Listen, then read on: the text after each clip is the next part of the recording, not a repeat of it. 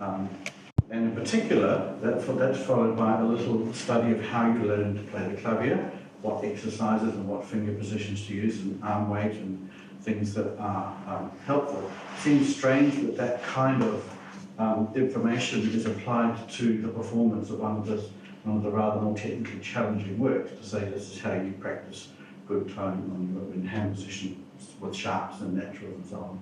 That seems a slightly unusual place to put it.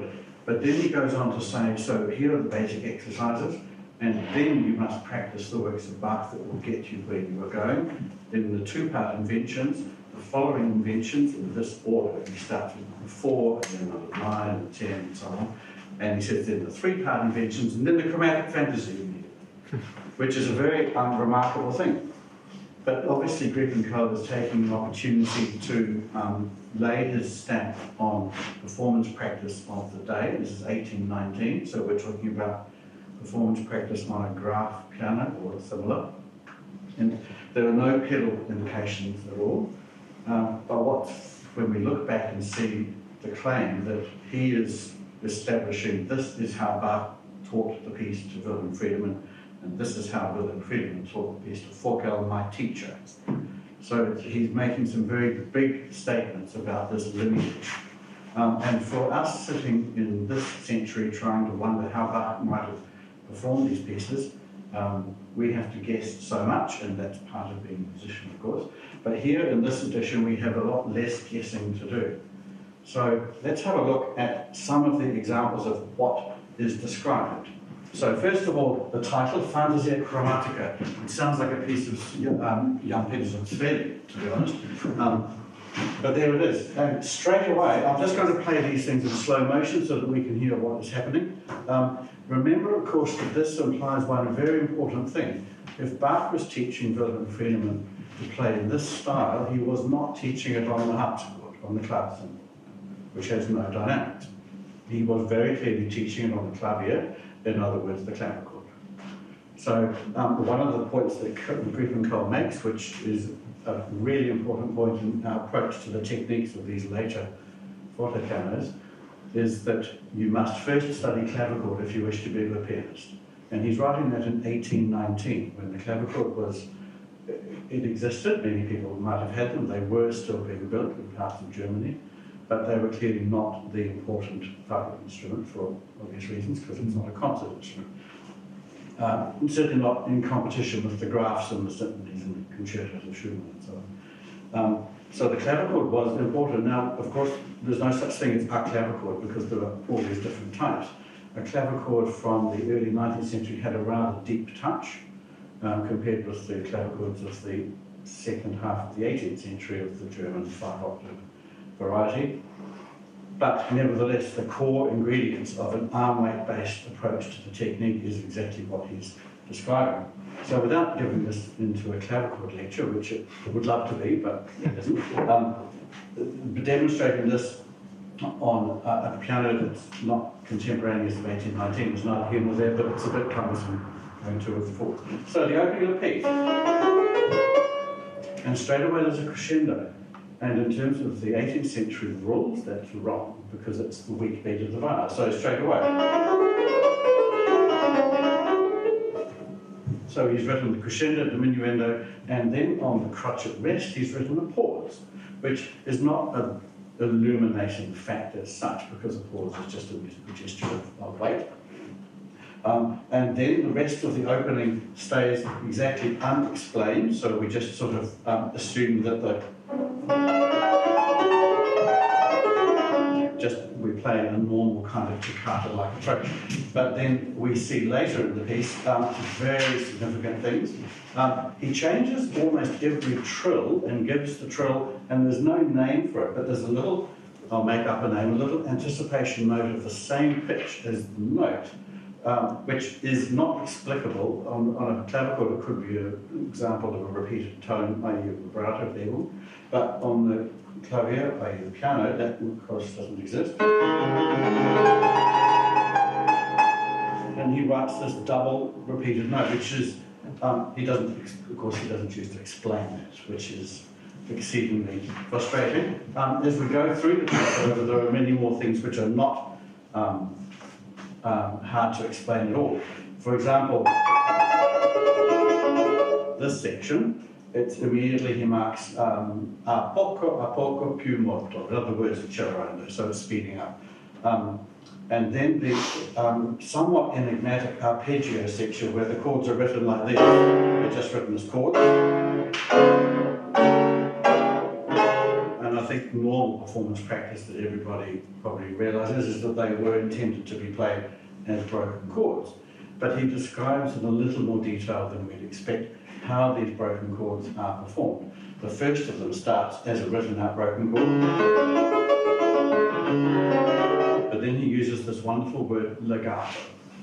So we might assume that legato is to be normal, but I'm convinced by the way the notation is that we would treat that as over legato. So these chords will be held.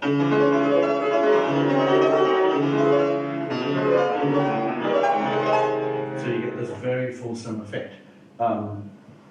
And then another più molto, and that continues. Now, if we look through the piece, I'm moving rather rapidly because I'd like to look at 4 scores in 40 minutes, which is kind of slightly rushed.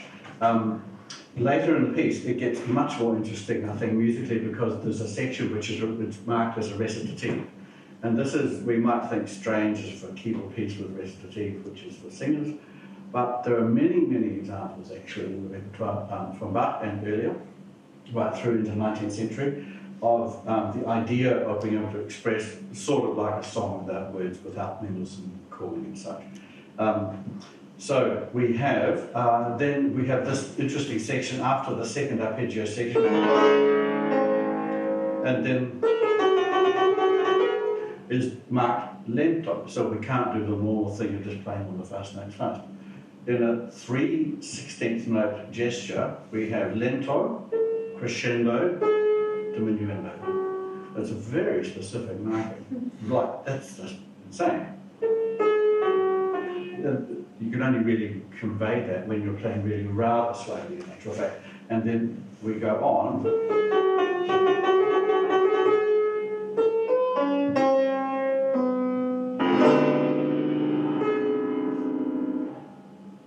And in all of that, we have crescendo, diminuendo, a diminuendo on this, which is completely obvious. So he's telling the musicians of the day things which we would assume would not need to be told, because that's just a normal cadential Seufzen motif. And then later on, we have another lento marking, and then this thing. This is marked lento, but it's also marked piano. And then we have crescendo, and then mezzo forte. So if I could read the notes. This is forte, just a 2-note chord. And then poco più molto, so diminuendo. And then, and I don't think it would have ever occurred to me to play these huge chords anything other than like huge chords. But this is extremely explicit indications of what might have been. We must, of course, ask, is Geelvinck trying to lay too much emphasis on his pedigree through Folkerberg and Friedemann? Is he actually putting his own stamp or that of his contemporaries around it? I suspect, seeing he's claimed so much, I doubt that he is simply saying, okay, this is how I play the piece, so I'll publish it and call it Bach. He might. We don't know his sort of total attitude, but he seems very obsessed with this lineage that goes on. And then we have a presto. Presto just for one chord. It's an accelerando kind of moment. And then adagio again. With 2 words, piano and dolce. So there's very expressive suggestion. Harpsichord style, just play the notes and hope for the best. I am a harpsichordist as well, so I can say these things. Now, there's crescendo and then più molto as well. Then presto on 4 notes. Sorry. And then Tino.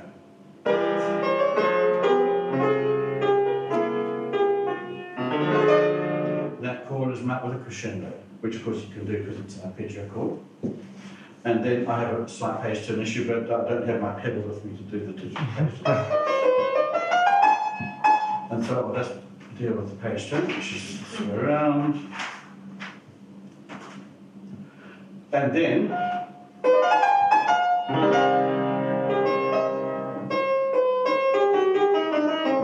no, presto staccato.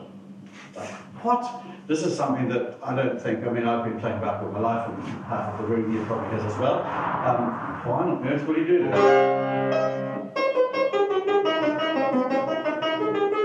Now, it's not played staccato on this instrument, doesn't sound like it might on this, on the Bern, or a different type of instrument from the century.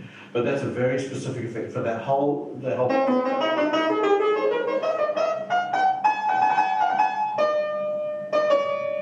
ornament with a strange twist on it, and then normal scales just go fast. And finally, because after the whole point, we've proved the point almost too much, turn the page, and there's another very interesting thing at the end, which is here. Yeah. So, again, a little slowly.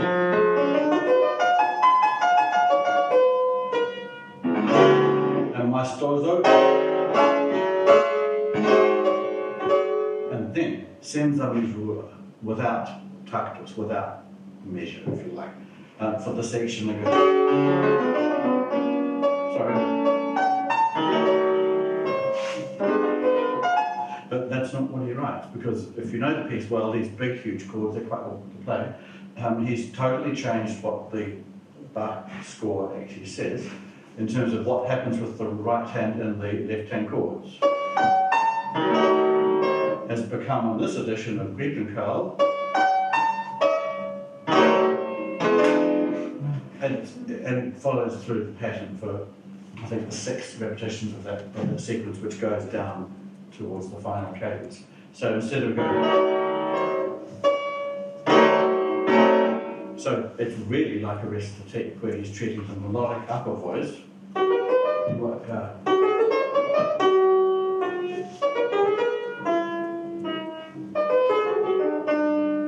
as if it were a singer, and then underneath it we get this, which is like the opera recitative. So it's very rhetorical and very strong. And then finally, the fugue we don't touch because he doesn't say anything about how to play the fugue.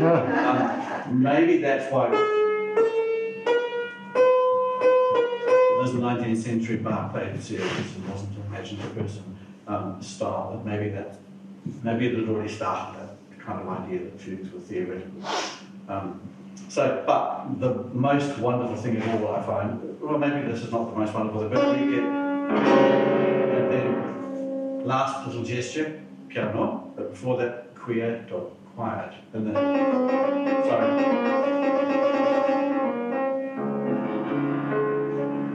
D minor last chord. That's really like the world is finished, because the original, and then you go. But this is like the world has just ended. Big arpeggio that was not in the original. Pause. And then off we go. So we, of course, don't know how much of this, if any, is Geelvinck just having some cute ideas.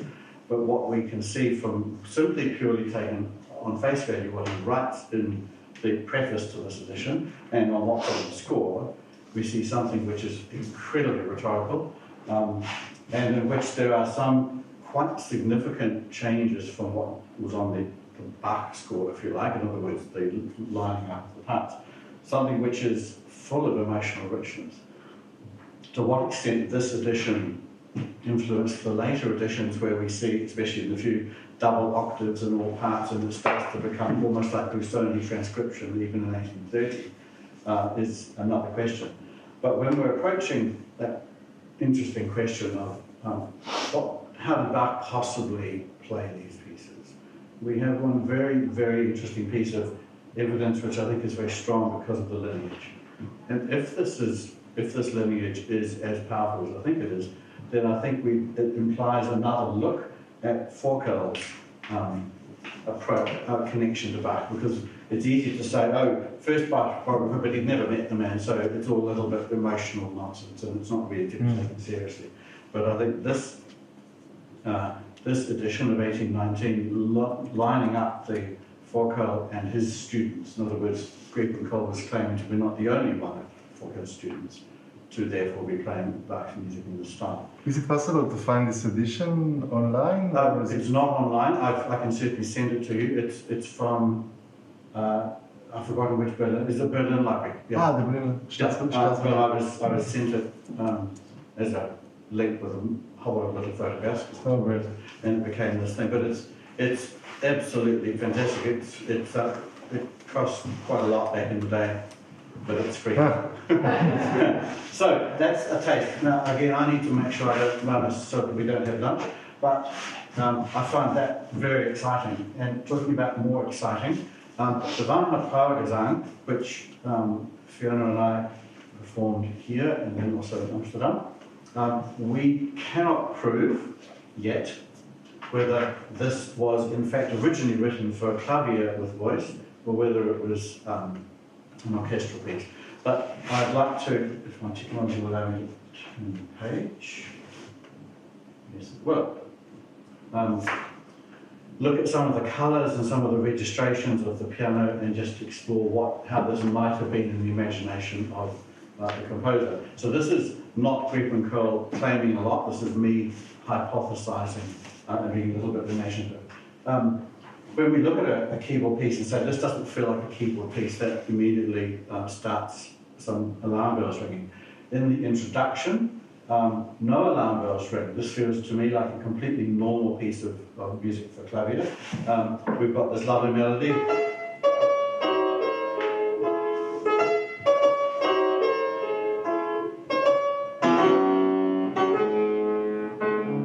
And it's slightly hard to imagine, well, if you could imagine it, was an orchestrated piece that started off like that, but really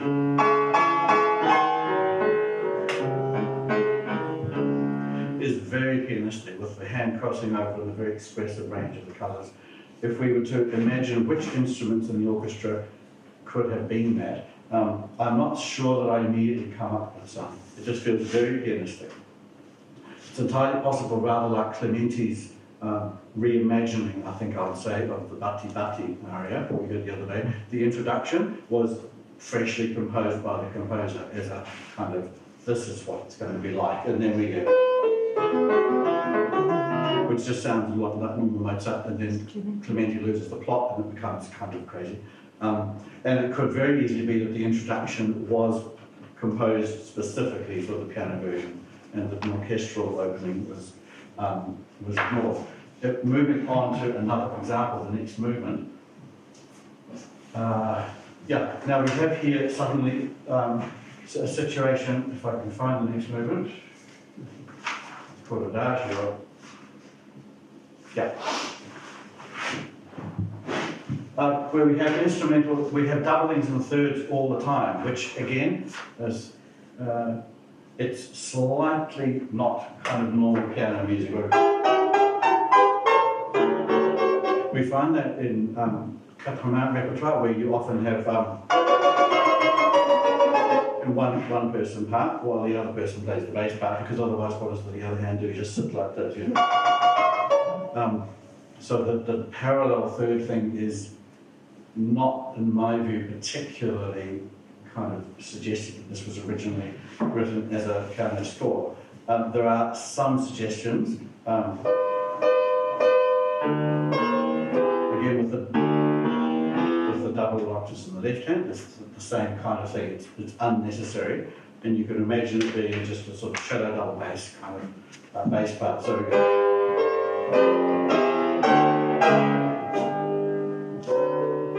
Totally easy to play, but the colours suggest to me some other instrument.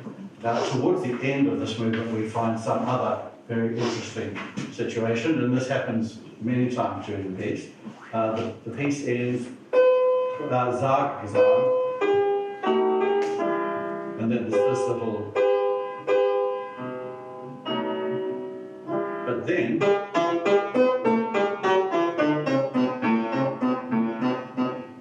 still in the key, but then, and we have an extended section of about 8 bars of a kind of an eingang that leads us between the keys of the movements. The performance practice at the time, that eingang would have been improvised in a normal piano set of piano pieces. If you were playing a piece in D major and underneath was F, then of course you improvise a little link. These are, of course, written out. And it's totally possible, in the context almost like an opera score, that as an orchestral work, then, and then we have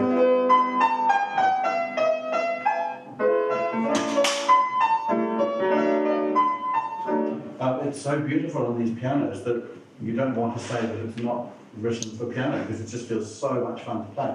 And I don't want to say that was an oboe or flute. But what we then see, and I think this is where it gets very interesting, the last movement of that eingang, the last bar, finishes on a chord of B flat, and then, excuse the page turn, but I chose to open this up. So we then move to the key of E flat major, which is a key associated a little bit like C minor, one of those very significant early 19th century keys.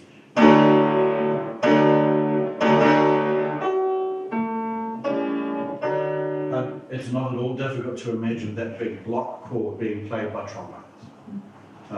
And that, I think, I don't really want to say these things and lose my piece to some orchestrator. But then, that happens several times, but then the aria really starts.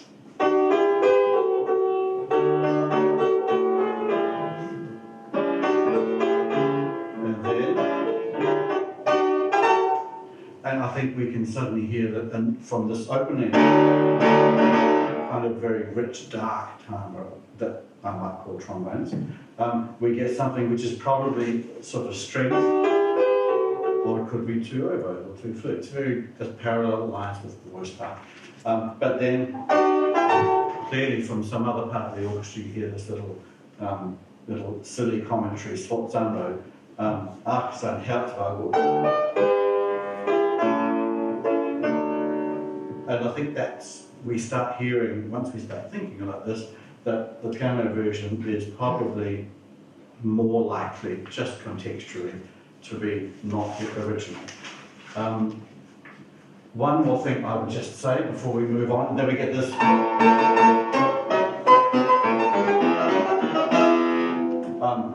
And then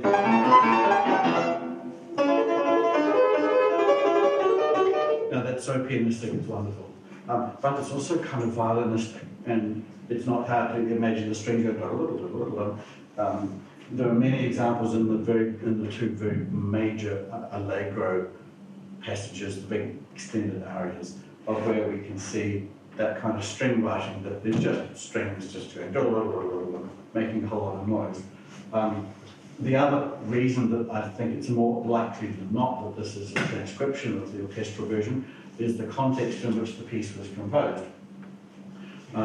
It's almost certain that Van Hal composed the piece before the emperor died. Obviously, you can kind of predict that older people will die. And the libretto was certainly written by Van Hal. One possible reason is that he was trying to up his own social status. Mozart and Haydn kind of were doing fine. He was from the lower classes. His family had been in servitude himself, and this was one way potentially of moving up into to present this masterwork, which he would have expected it to be to the public. We don't know that there was a major formal memorial for the emperor that included this a big orchestral context. Obviously, the emperor doesn't die and be ignored, but whether there was we don't know where, if it existed, that there was this orchestral thing.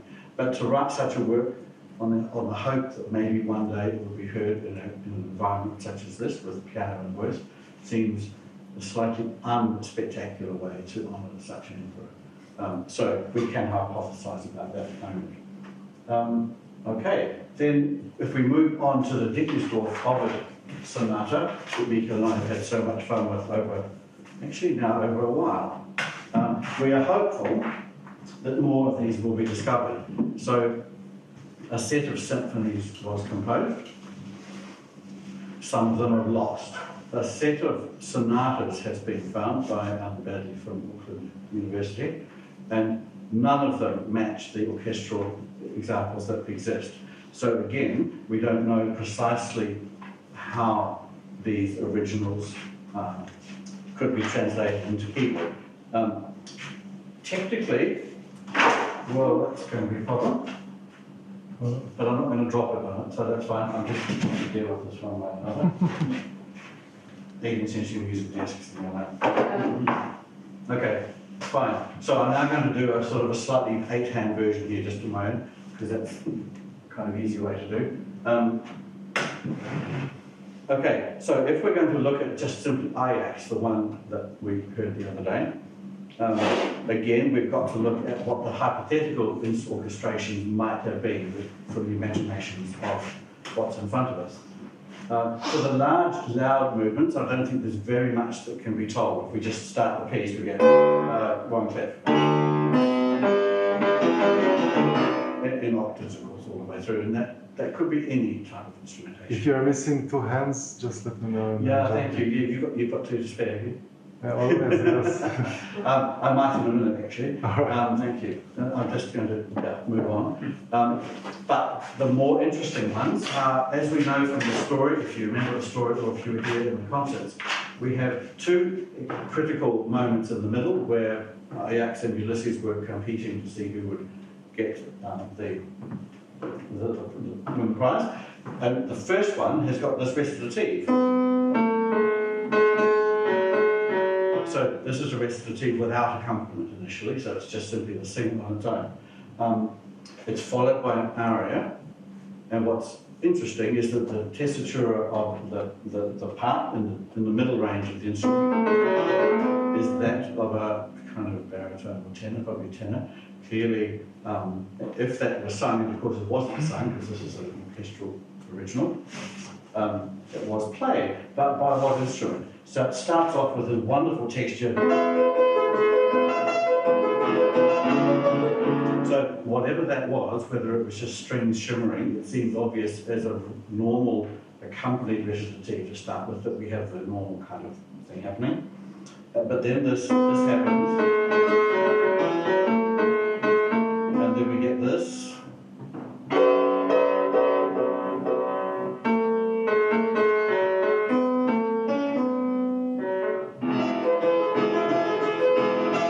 Crescendo mark, etc. And it seems pretty obvious that if you imagine a recitative with accompaniment of strings, that's how that would have been in an original. When we move on to the andante that follows it,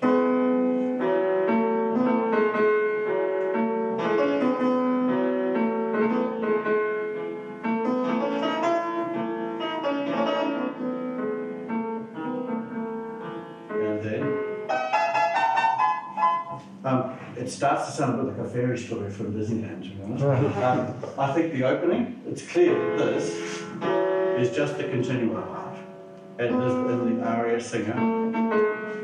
Which instrument? Now, in that tessitura, I think there's really only 2. There's cello or there's bassoon.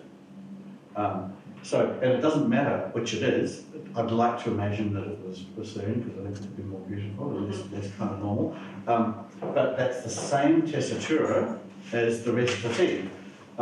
Whether Liedesdorf would have the idea that for the Ajax recitative it would be cello, and then for the Ulysses one it would be a different instrument, or not, we can email him and find out, but he won't answer anytime soon. But that, you can sort of see that magical,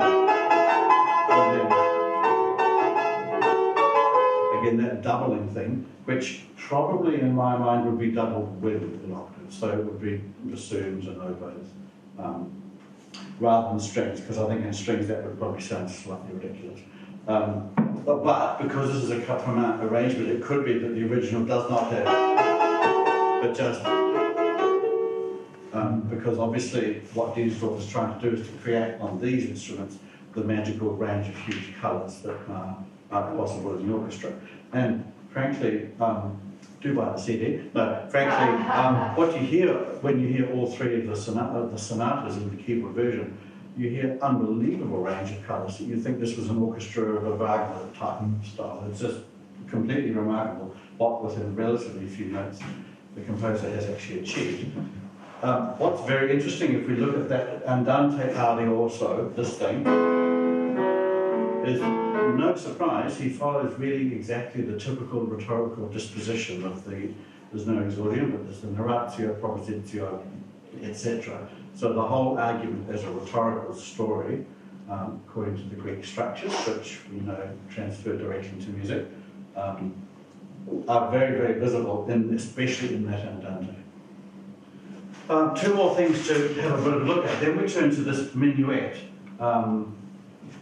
which sort of does need two hands also, but anyway. It's very, again, but then, now I wonder what is we go dum ba da da in that kind of range, because it's quite a fan. Trumpets they do that rhythm, but they don't do these arpeggio things particularly well. So again, I sit here wondering and thinking, I'm not sure what the possibilities would have been for that. But very clearly, again, you hear these very sectional, that kind of answering structure going on. Then, however,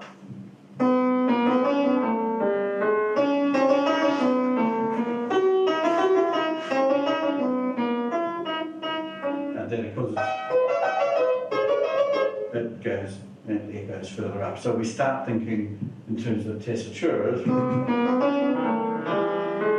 of what that could possibly be. Again, probably if we treat that as the trio section of the minuet trio, but it's not actually described and titled by that, then probably again that's a little window trio, and then the opening is obviously the full strings. My last comment about choral genius talk being ignored almost in 10 minutes. I have to stop in -1 minute, is that true? Ideally? If possible. Yeah, okay, I'll do that. The final flowering is when we get this.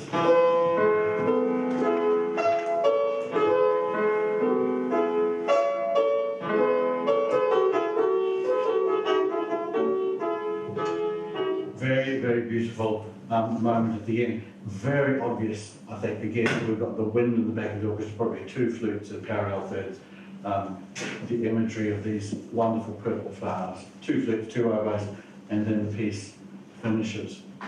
So what we've done in this contracted 40 minutes is looked at hypotheses and ideas that show that in some parts in the keyboard score, for these two works that we looked at, it doesn't feel very keyboard-like, but on the other hand, you see him enhancing the possibilities with the quatre-mains so that the range of colours is greater. But once we start poking around and saying, well, what instrument could have played that? It becomes almost possible to imagine doing a transcription back to the original. I think that would be rather fun, seeing we don't have the parallel. And it's a bit like Mozart Requiem when the missing bits are reconstructed, and you say, well, that's sort of successful. So if anyone wants to do that, we could have a comparative exposition at another Geelvinck festival. But for the Geelvinck article, I think that is, for me, like a transformatory moment of having some affirmation of the freedom of approach that is inherent in the style of Michael and other musicians here, and how we approach pre-20th century music, that it's much, much more flexible and free and inspirational than we have been led to expect. There's not time for questions, but we can ask we should. Oh, is there really? I ask no questions. Any questions? Feel free. Yes, I have a question. Yeah. So you mentioned the clavichord, and I've heard you play some wonderful clavichord recitals. And I know you are teaching clavichord at Montland and Sure. that you have a beautiful Federici copy. So I was wondering if you work on things like the Vanal on the clavichord as well, and if you could elaborate for us shortly about the advantages of studying the clavichord. Yeah, sure. 20 minutes time, I'll answer the question. I'll go backwards in my life. I started on modern piano and started hating it when I was playing Beethoven on a good upright, and it sounded like torture. But I was studying organ, an electric action English style organ that was very loud and unresponsive, and then added harpsichord, and suddenly I felt like a musician, which seems strange considering that the harpsichord just goes plink.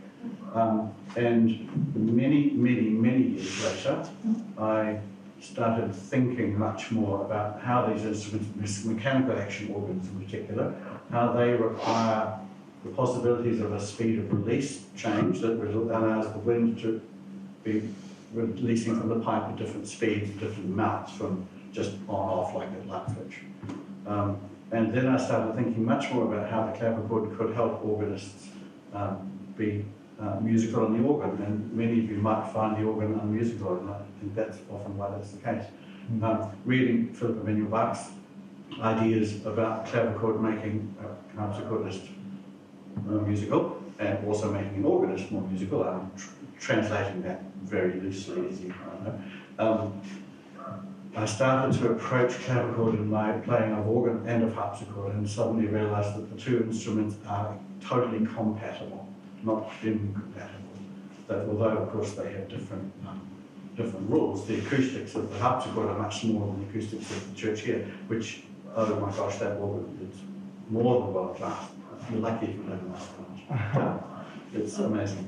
But I think the approach to clavichord technique is 100% about two things, and one of those things exists in a single sentence in a very small 12-page treatise by Wolf, where he says one very important thing that doesn't exist. C.P. Bach doesn't talk about it, Turk doesn't talk about it, I don't hear most clavichordists talk about it, probably because it's so obscure that it's invisible. Christopher Hogwood discovered this little manuscript, I think in the 70s actually. And Wolf says every note has two gestures. There's the initial gesture, and then there's the immediate release of the weight of the hand.